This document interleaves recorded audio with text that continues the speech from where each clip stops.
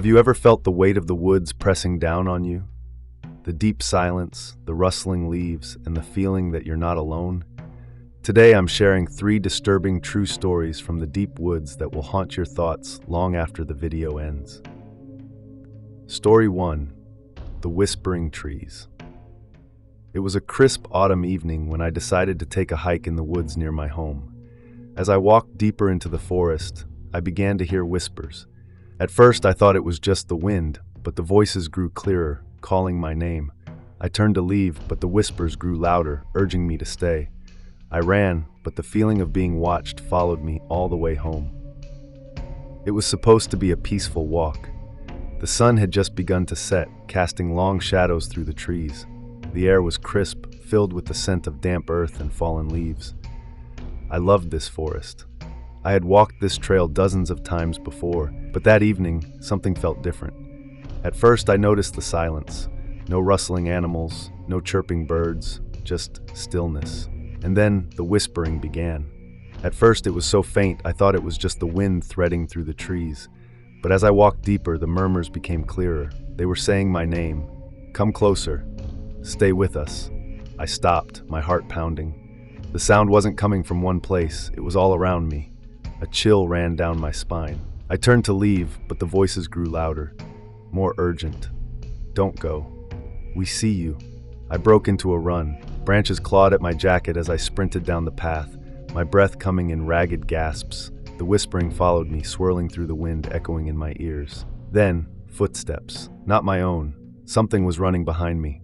I didn't dare look back. I burst out of the forest and into my backyard, slamming the door behind me. My chest heaved as I pressed my back against the door, straining to listen. Silence. I sighed in relief until I glanced at the window. Outside in the darkening woods, the trees stood motionless, but something was there. A shadow, tall, watching. And just before I yanked the curtains closed, it whispered my name. I stood frozen by the window, my breath coming in short gasps. The shadow in the woods didn't move. It just stood there, watching. Then slowly it tilted its head. A wave of ice-cold terror swept through me. I yanked the curtains shut and stumbled back, my hands shaking. The house was silent, but I could still hear the whispering in my head. We see you. Come back. I pressed my hands over my ears, trying to block it out. I didn't sleep that night. Every time I closed my eyes, I saw that shape in the trees, heard my name carried on the wind. The next morning, I convinced myself it had been a trick of the light. Maybe exhaustion. Maybe paranoia, but I knew deep down I wasn't imagining it. Still, I went about my day trying to shake the feeling of unease. By evening, I started to relax. The whispers had faded, the woods outside my window looked normal again. And then at exactly midnight, my phone buzzed. Unknown number. A text message. Why did you run? My stomach dropped. My hands turned ice cold as I stared at the screen, my heartbeat hammering in my ears. I wanted to believe it was a prank, but how would anyone know? I hadn't told a single soul about what happened in the woods. I swallowed hard, my fingers trembling as I typed back. Who is this? 3 dots appeared. Typing. Then, come outside. I dropped the phone. A knock at the window. Soft. Just once. But it was enough to make my blood run cold. I turned, every muscle in my body locking up. The curtains were still closed, but I could feel it. Someone was standing right outside.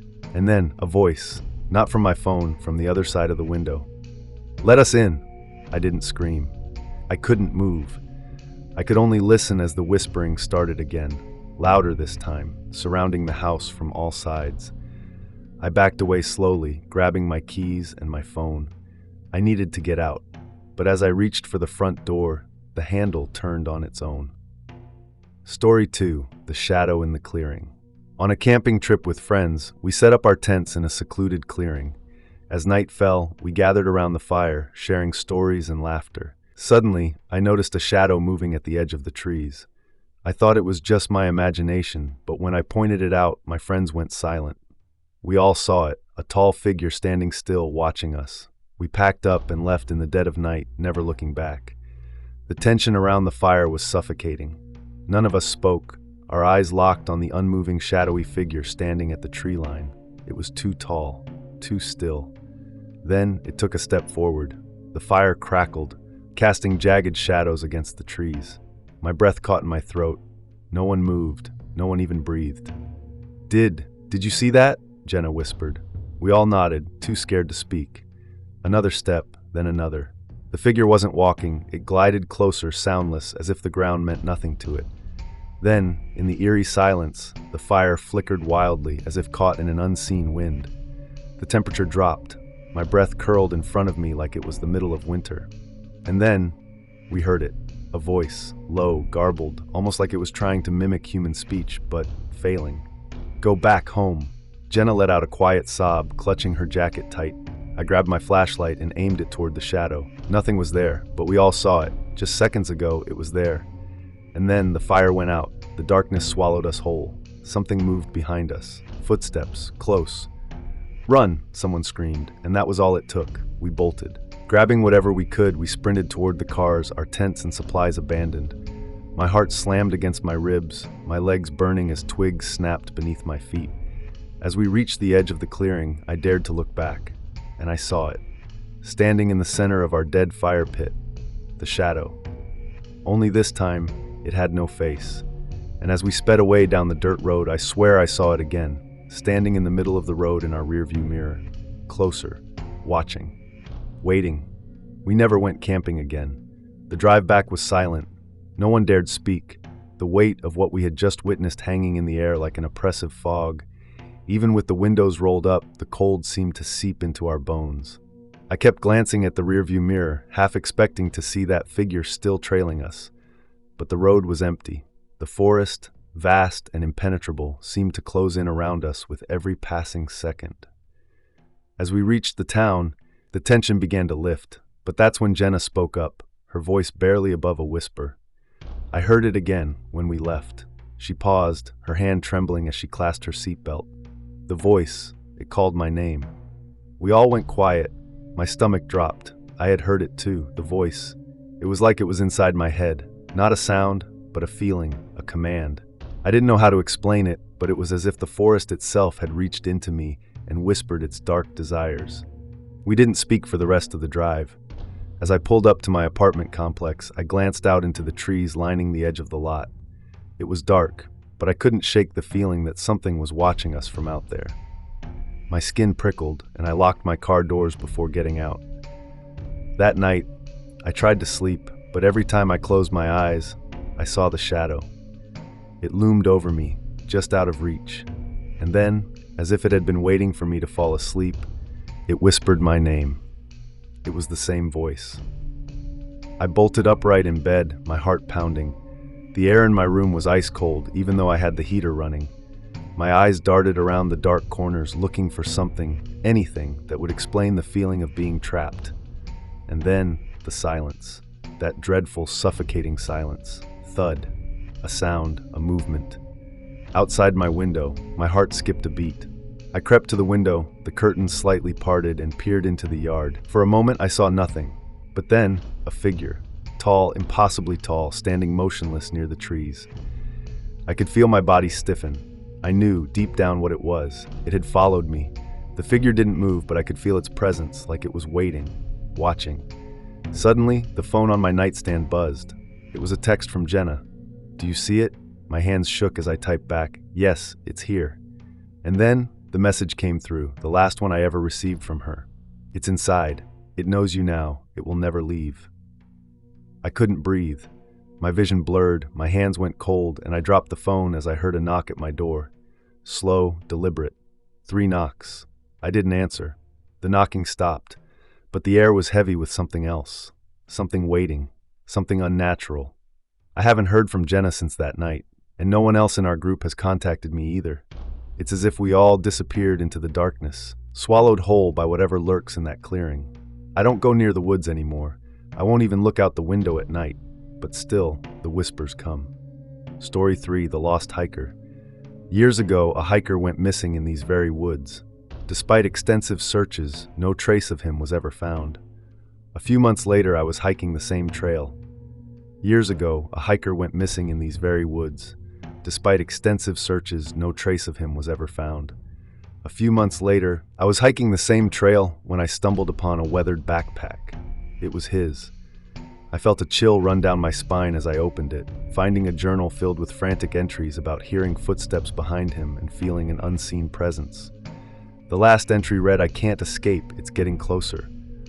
I quickly left the area, my heart racing, and I've never returned since. I couldn't shake the image of the backpack from my mind.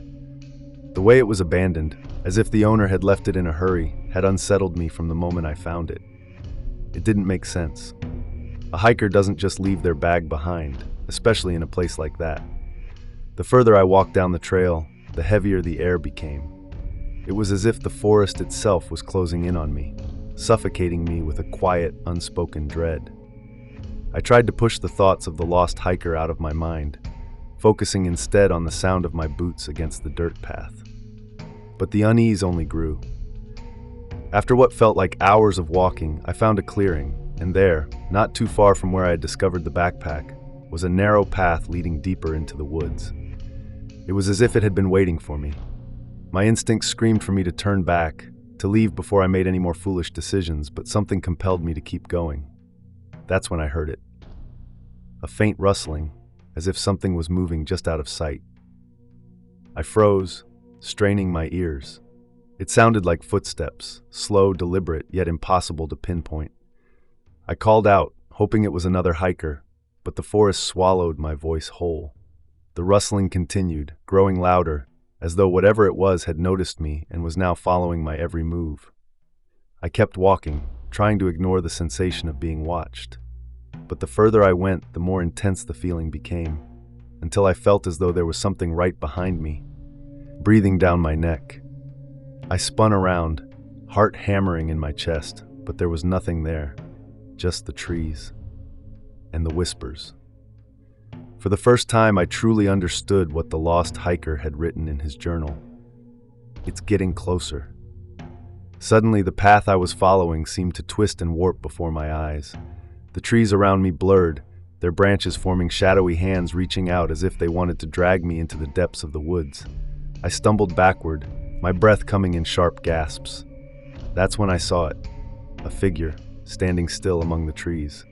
It was too far to make out any details, but I could see the outline of a man, his posture stiff, unnaturally rigid. I couldn't move. It was as if my body was frozen in place, my feet cemented to the ground. The figure stepped forward, and the rustling, the footsteps became louder, closer, as though it was coming for me. A scream caught in my throat, but no sound came out. I don't know how I did it, but somehow my body responded. I turned and ran as fast as I could through the tangled underbrush, the sound of footsteps behind me now unmistakable. The figure wasn't just following me, it was chasing me. The path I had been on seemed to stretch endlessly, the trees closing in, until finally I broke free into the clearing where I had started. I didn't look back, I just kept running. When I finally made it back to the trailhead, breathless and shaking, I felt the weight of the forest lift off me. But as I turned to look one last time, I saw something that made my blood run cold. At the edge of the clearing, where the trees began to thicken, I saw the figure standing once more. This time, its eyes were visible, dark, hollow voids, staring directly at me. I didn't stop to analyze it. I turned and left the woods behind, my heart still racing. The image of that figure forever burned into my mind. To this day, I can't shake the feeling that something is still out there, waiting for me to return. And I know, deep down, that the hiker, who was never found, didn't leave the woods alone. Whatever followed him is still there, and now it knows my name. These stories remind us that the wilderness can be both beautiful and terrifying. If you've ever had a creepy experience in the woods, I'd love to hear about it in the comments below. Don't forget to like, subscribe, and hit the notification bell for more chilling tales. Until next time, stay safe out there.